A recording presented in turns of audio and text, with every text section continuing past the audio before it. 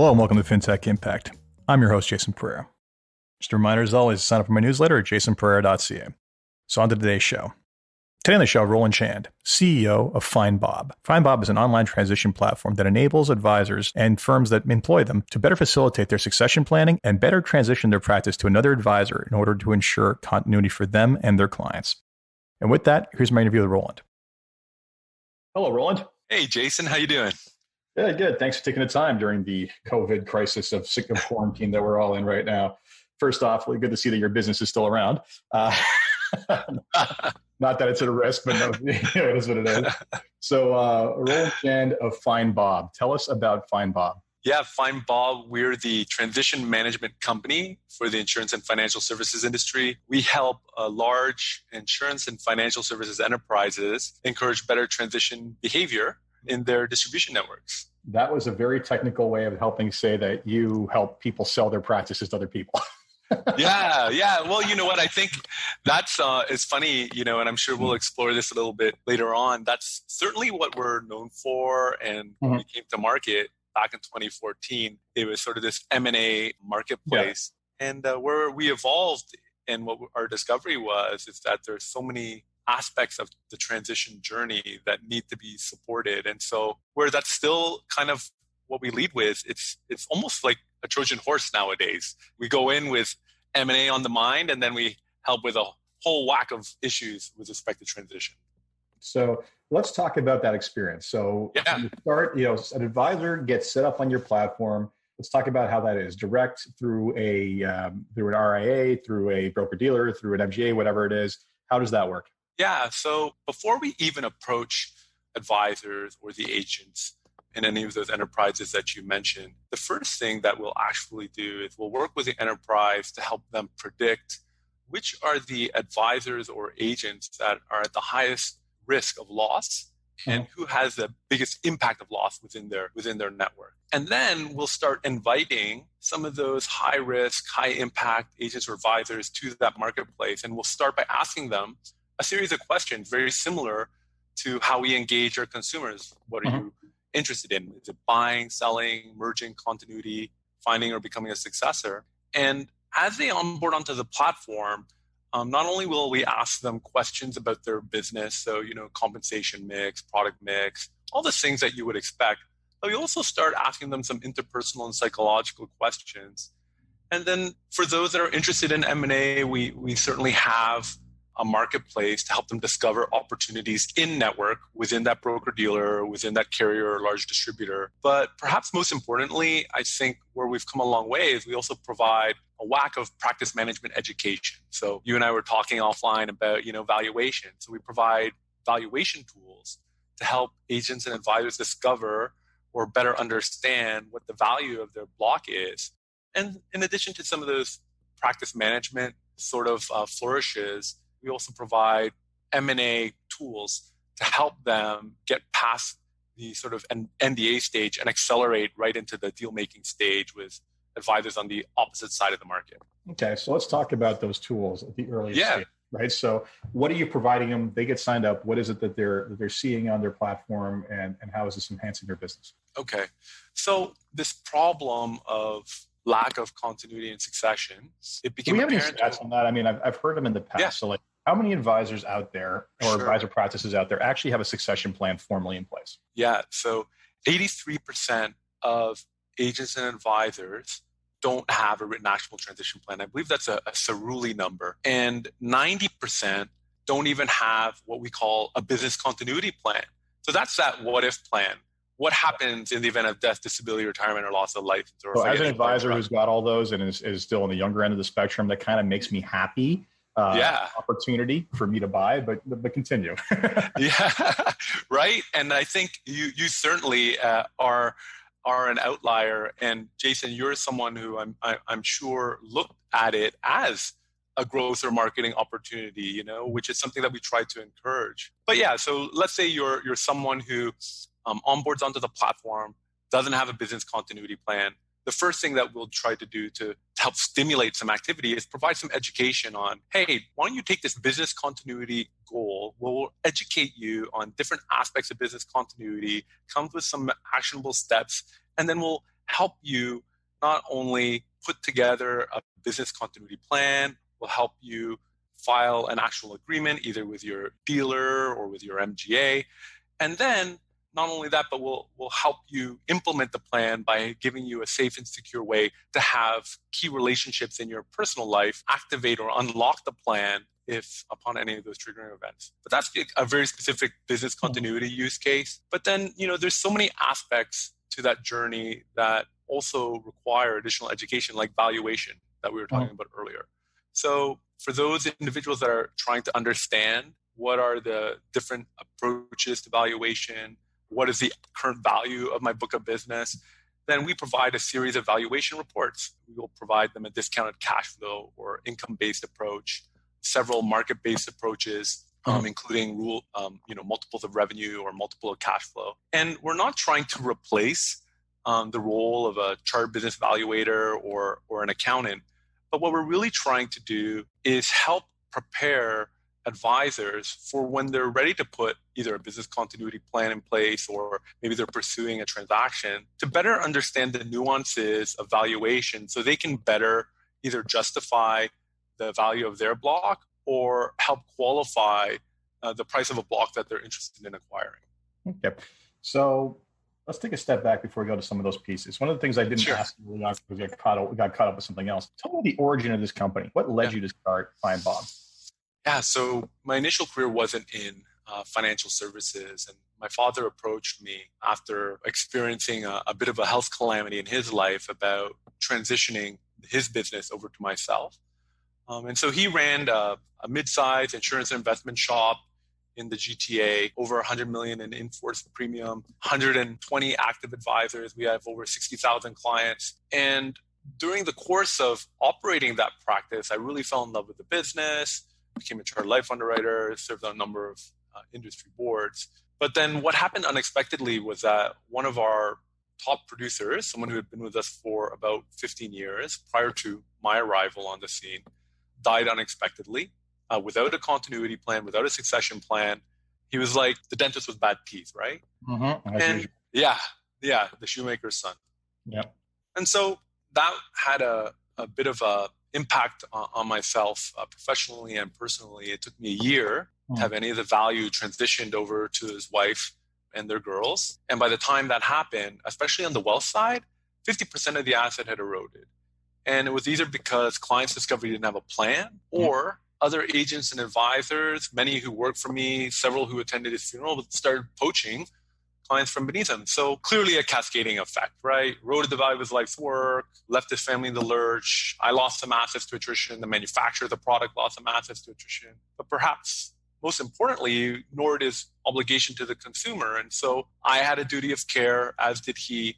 And so I embarked on this journey before I even picked up, my keyboard and tried to inspire my advisors to start establishing continuity succession plans. And so the first version of FindBob was a spreadsheet. I would walk around the office and I would basically run illustrations for my network of advisors and say, this is what your practice looks like today with no plan. This is the value if you put a continuity plan in place. This is what it looks like if you attract a junior associate to transition your block over the next 5 to 10 years. And that in and of itself stimulated or was the catalyst for some activity. And I thought, you know what, maybe I'm onto something here. And so I put my software hat back on, I should say, back at the end of 2014. And I started developing what was that initial version we were talking about at the outset, which was this marketplace, right?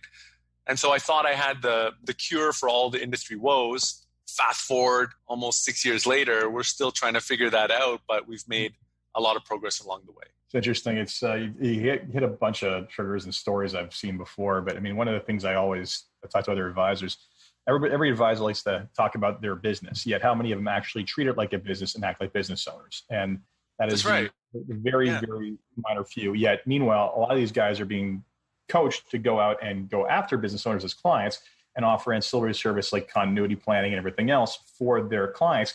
But ask them to look in the mirror if they've done it for themselves. And again, now we're in the stats of the vast majority of where only a rounding error has actually done it. The loss of clients thing is interesting. Do you have any statistics around that, out of curiosity, as to how that works in the average book? No, well, I certainly don't have statistics on what the average book will look like if in the event they don't have a continuity. I would probably say that, if 90% don't have business continuity plan, it really depends on sometimes, especially even in the insurance world, the nature of the vested contracts that you have. Where is that revenue going to go to in the future?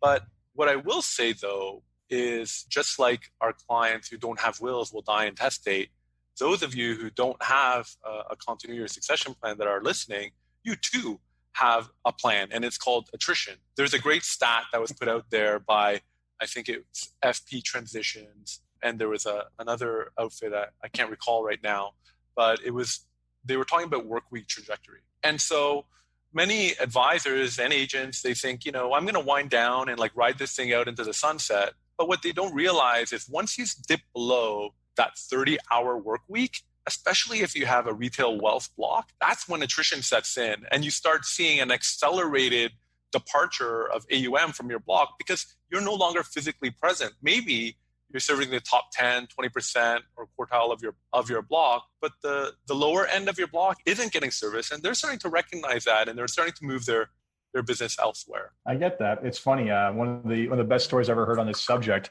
was, I can't believe it or not, client was at the funeral of the advisor and goes up to the wife, says, "I'm sorry for your loss, but I want you to know something. You don't have to worry about me. I've already found another advisor. I've transitioned my business to them." And it's just like, first of all, I get where they were coming from, but there wasn't a thought, in their world, they're making sure that they're alleviating a burden of doing something, right? In our world, it's like, wow, there goes 3 times your annual revenue that is no longer going to the estate. So it's it can be pretty devastating, especially because doing nothing is, you're right, attrition is the plan.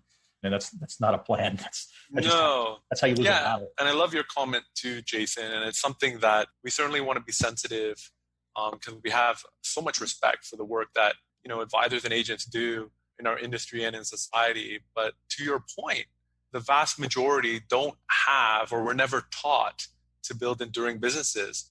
For lack of better expression, we're really just glorified sales folks who are really fantastic relationship people. And we're, to your point again, have been encouraged to, sell more, service more, but never really taught sort of business fundamentals. We're all so focused on cash flow. We were never taught concepts about equity building in our practices, let alone, even more sophisticated or nuanced practice management issues like succession or continuity. So, we really are just like the vast majority of small, medium businesses out there. I'd say we're actually worse. And I'll tell you, I'll share you a story. So I often get other advisors come to me and say, I got my act together. My business works pretty good, but what is it you do to professionalize? I said, let me just give you my test. How often do you look at your financials? To which I usually get silence for a second where they basically shamefully admit, well, my accountant hands them to me when I do my taxes. And I'm like, I'm pretty sure that's not how Apple runs things. If you can't study the expenses and the revenue items of your business in real time, you're telling me find another business owner, any business owner in any kind of large scale enterprise where they can just ignore the financials. That's just not a real thing. So if you're going to act like a business, like a salesperson, and not take responsibility for your business, you're just setting yourself up for, again, your succession plan, which is attrition. And it's interesting because it doesn't have to be what you're doing is the best version of this. And we'll get to the tools for that in a second. But I've even come up and told people at the very least, come up with a buddy system. Let your heirs know that your spouse or whatever it is, know that anything happens to me, the second I am declared dead, you pick up the phone and you call this person. And you know what? We've worked out some sort of arrangement on price, whatever it is, but that is the person I want my business to go to, right? And just something as opposed to maybe the spouse knows the other advisors from a cocktail party or a conference and has no idea where to turn. And it's interesting because my dealership has I remember a default policy on what would happen if you die without a succession plan.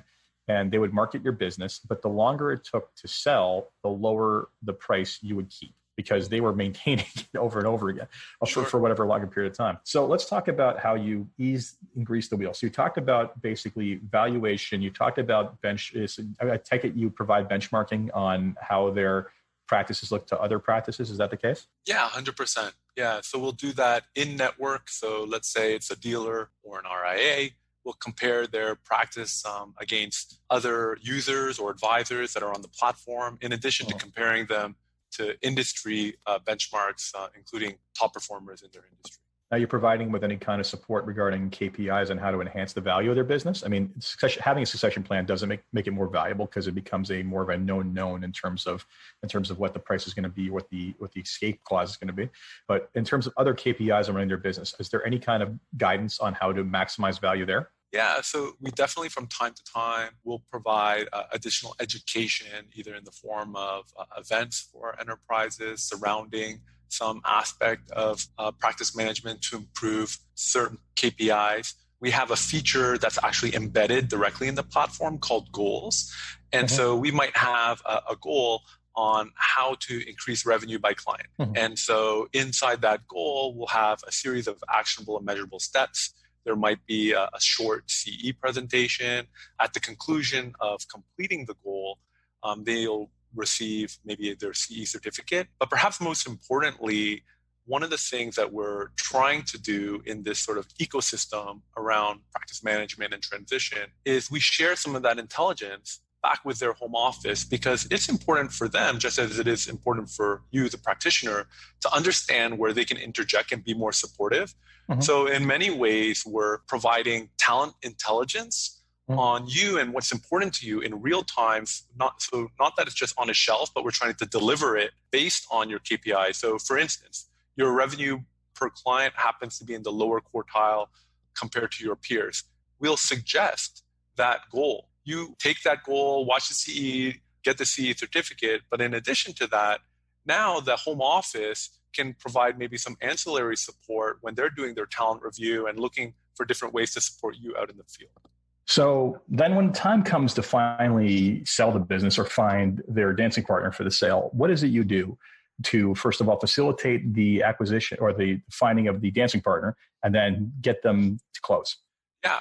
So we provide the marketplace, as we mentioned earlier, for advisors that are on both the buy and the sell side. But for more serious sellers, what we provide is something called the deal room. And in the deal room, we'll start by focusing on one specific type of deal. And that'll either be continuity focused, succession focused, or maybe an outright sale. And what we'll then proceed to do is have them build out a digital teaser or a confidential information memorandum, provide us with some criteria on what it is their non-negotiables are. And then once they publish the deal, we'll give them the ability to research possible transaction partners on the platform that were suggested to them automatically by our matchmaking algorithms. And so the recommended transaction partners will all be based on their specific transaction mandates. And then once they've evaluated those recommendations, then they can start inviting other advisors to view that confidential information memorandum or that deal teaser. And then once they've reviewed them, they can select the ones that they actually want to invite to their deal room. And so when they're invited to the deal room, then the next step will be to respond to some of those knockout questions or those non-negotiable questions that they've provided. And once they've responded to those, and then there seems to be adequate fit, then we'll accelerate them to the NDA stage where they'll be able to execute a blind NDA. And once that's been executed, then we will advance them into what we call the negotiating stage. And in the negotiating stage, effectively what we'll do from that point on is we'll provide them with deal support specific to the type of deal room that they build. So if they're interested in some sort of M&A transaction, then we'll help provide them with support, maybe direct them to valuation experts. We might provide them sample legal documents like asset purchase agreements, share purchase agreements, and even earlier, we might provide them letters of intent, for example, and then provide really helpful suggestions all along the way. And then we'll open up the negotiating tools like our virtual data room. So they basically have a centralized place to deal with all these prospective buyers And for the more serious buyers, once they've advanced to that negotiating stage safely and securely, then we'll give them sort of supplementary support as well. And then all along the way, what we try to do is provide white glove service. So we have a dedicated customer success team. Again, we're not business brokers. We're not being compensated on the sale of a practice or on the acquisition of a practice. Our go-to-market strategy is to partner with the enterprise who are paying us and are effectively subsidizing all of the support for agents and advisors. So I only mention that because generally speaking, our success team is really meant to be complementary to the incumbent to help support these very nuanced transition goals that the advisors have. That's kind of it in a nutshell. Sorry. Yeah, okay. So a couple of things come to mind. First of all, I'm a little bit disappointed there's no swipe left, swipe right functionality to your platform. Well, we do have that. So, we can swipe left. All right.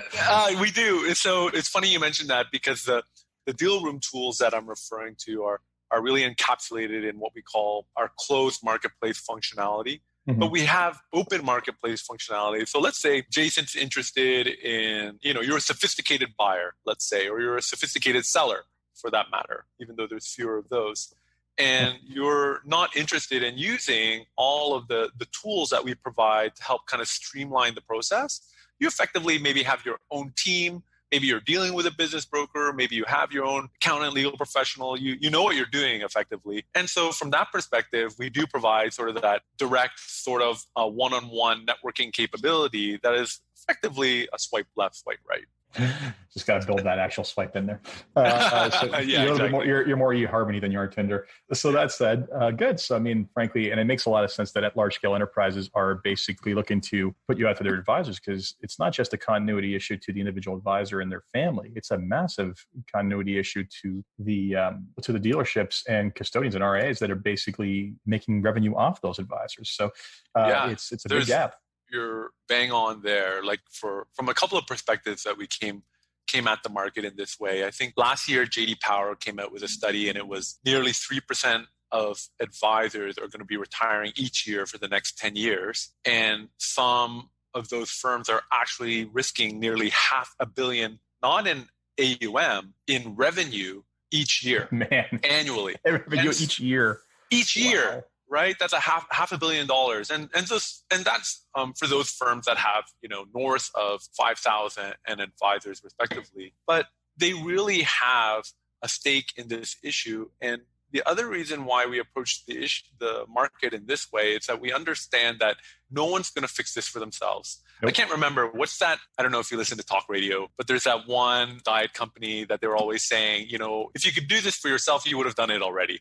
Well, it's the same thing for agents and advisors, right? And so it's going to take a collaborative approach, whether it be industry, whether it be the enterprise, the advisor, technology partners like myself, people in the media. We all have to kind of work together to drive forward change to affect this really massive problem that ultimately is a fair treatment of consumer issue. So yeah, they definitely have a stake in the problem, and we're glad to see that many more are starting to take notice, the progressive ones anyways. Well, the ones who are actually fearful for their lives. Yeah. Yeah, right. So before we wrap up, there's 3 questions I asked everybody, just kind of get you thinking and get your views. Okay. But the first one is, if you had one wish for something you can change in the industry, and yes, that could be that everybody takes succession planning seriously, what would it be? They already give you your answer. Oh, man. Okay, so can you ask me that one? Yeah, let's do that the right way, which is if you had one wish for something you could change in your industry or in your company or just the environment as a whole, what would it be? I wish our industry did a better job of promoting the value of advice.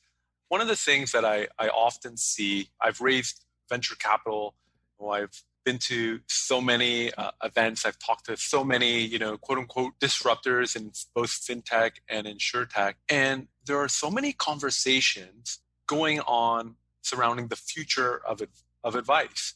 And that future, according to many of these technologists, according to many of these venture capitalists, suggests that brick and mortar advisors, who we know make up the bulk of financial services distribution in North America for that matter, don't have a footprint in the future of that advice. And they're largely using the fair treatment of consumer movement to argue that we should be displaced. And so if I had a wish, I wish that when these conversations are taking place, that not only our industry championing the value of advice, but I wish more advisors and we had more representation. So I guess I'd probably be remiss in thinking that we'll be able to make any headway in this area. Yeah, but I've heard this argument many times, right? And it comes down to they really have a lot of times, remember, these are guys that were typically not in the industry that come in out from outside technology, and to them, it's a process issue. And absolutely, I'd say I'm thankful to them for coming in because they have made the industry finally take technology seriously and start putting things like digital onboarding in place and getting the heavy lifting work digitized. Fantastic. Yeah. But they seem to really just think that the only thing we do is sell. And I remember that no greater example of that than Wealthfront, who basically his mission is to destroy advisors. And that's not going so well in the last couple of rounds. So there was a press release about something that they released. And Michael Kitts has said something to the effect of further proving they have no idea what it is we actually do with our time. They released this, right? Which is exactly right. I mean, it's I'll contrast that entire conversation with a conversation I had the other day with a do-it-yourselfer who had contemplated working with an advisor and gone again and didn't do it. And this guy's someone in his 30s who's done quite well. And he's just putting himself into an anxious grave early over just what to do in markets like this. And he's like, I know instinctively that the smart thing to do is just to deploy the assets like in a balanced portfolio and leave it alone and don't look at it. But I'm really having trouble executing on that. It's like, show me the algorithm that fixes that for that, right? Like exactly. People break stuff and people break your model every time. So I agree with you. I think that, but in fairness, we deserve it because too often the players in the industry hold themselves out primarily as their value proposition is product distribution. And until the vast majority of the industry changes to actually not only professionalize their advice and raise it to the level it should be at, but also hold it out as the primary value proposition, it's going to be a problem. Yeah. Amen, Jason. Amen. And so I go on my rants, but continue. Yeah. So second question I have for you, what's been the biggest challenge in getting the company to where it is today? I would say the biggest challenge is, we started off in insurance before moving over to retail wealth. But I would say in both verticals, with our long enterprise sales cycles, that's certainly the biggest challenge. I think, and I laugh because man, that is like the stock answer, whether it's on air or off air. Yes, long enterprise sales cycles. My God. Yeah. Because we're in B2B, and if we're dealing with distributors or smaller RIAs or broker dealers for that matter, then it's not as much of an issue. But once you start getting into these publicly traded sort of large enterprises, then not only are you dealing with sort of the typical trying to find the correct person and navigating and mapping to the right stakeholders and economic buyers, but then you're dealing with every quarter they're having organizational redistribution, and you're having to effectively resell in many cases to the same enterprise over and over again. So I would say that's probably the biggest challenge. But then I think when we do find that right individual, we've been really effective, and it's taken us some time certainly to help build like a robust business case, right? To help align sort of what it is that we're doing, be able to demonstrate what the rate of return would be, what the ROI would be, net present value of working with a company like us, and ensuring that we can demonstrate payback in a reasonable amount of time. And I'm speaking out the side of my mouth because I'm thinking about a couple of occasions where we've done that. And again, there's been, I can even think of, even just this pandemic, we had some opportunities that we're working on. And then, after several. So I'll tell you one thing. I do like your long-term staying power simply because demographics are your best friend right now. And the firms who are maybe not taking the pitches seriously, there will be a point where they learn their lesson the hard way, hard way. So it doesn't surprise me that, this is not an immediate revenue generator for them. So why are they paying attention to it? But for sure. It's one that's going to basically keep that flow of capital, that flow of income they've already paid for, like present. So and and I think without being insensitive, certainly to what's transpiring in the world today, what we're focusing on, certainly through the pandemic, and I'm more than certain as we transition into the recession period, is how we can continue to support and enchant our existing customers. And I think the thing that we're doing a lot of nowadays is focusing on business continuity. I think here in Canada, the MFDA, IROC, CLHIA, OSFI have all issued notifications to distribution reminding them about business continuity. And, for many advisors, I think they think that business continuity is being able to Zoom call with your clients from home. That's not business continuity, right? No. Not only do you have to consider sort of catastrophic events, pandemics, but you also need to ensure that you're addressing loss of key personnel and the founder of your practice for that matter, which in most cases, because 90% of us are sole proprietors, that's you. So I think now's as important time as any to focus on business continuity, and it's effectively why we built the company. So I do feel like the timing is now to help usher in an age of advisors who really are taking seriously things like business continuity and making sure that not only that they're top of mind, because it's been top of mind for years, but we're providing really actionable things that they can do in a way that allows them to continue to work on driving business forward as well. Yeah, it's interesting. It's nothing like a health crisis to make people remember the mortality. And it's interesting because, anything related to estate planning during this period has been going through the roof. And then in addition to that, anything related to insurance is going through the roof, except if you're over a threshold whereby they can't get the medicals done, in which case then you're SOL and you're waiting around till this is over. That's right. Exactly. Yeah. So it is interesting. When these weird little crises happen, whatever it is, it does make people a little bit more fearful for their future. But it's take it and make it a positive thing. So that said, the last question I ask is, what is it that excites you the most about what it is you're working on and gets you up every morning to keep working on what it is you're doing? Yeah.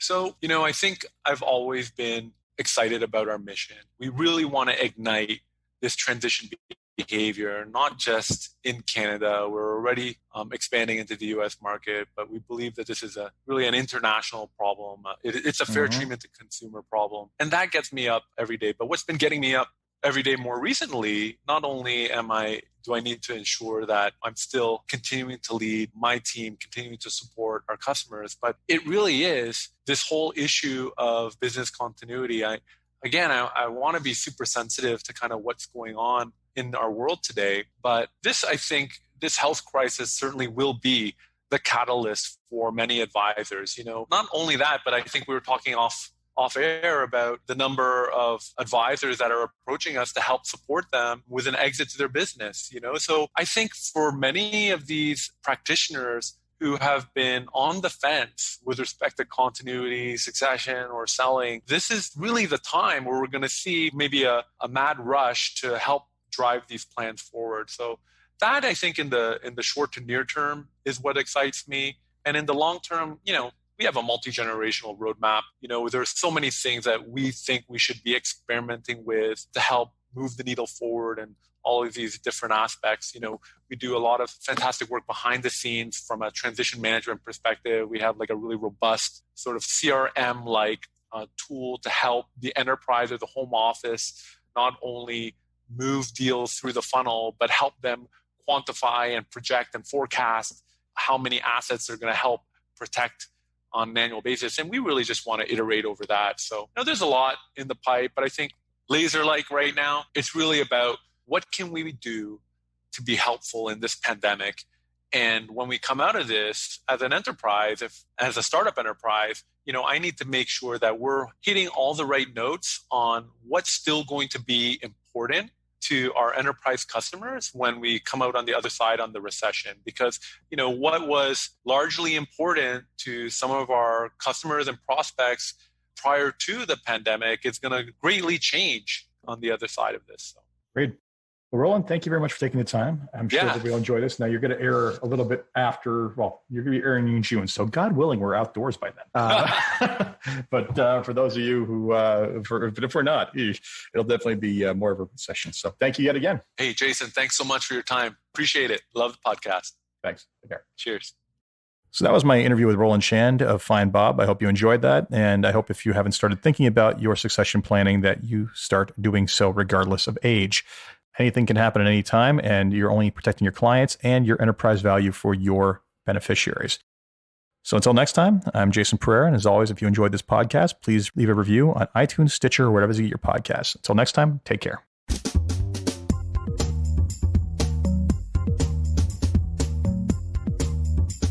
This podcast was brought to you by Woodgate Financial, an award-winning financial planning firm catering to high net worth individuals and their families.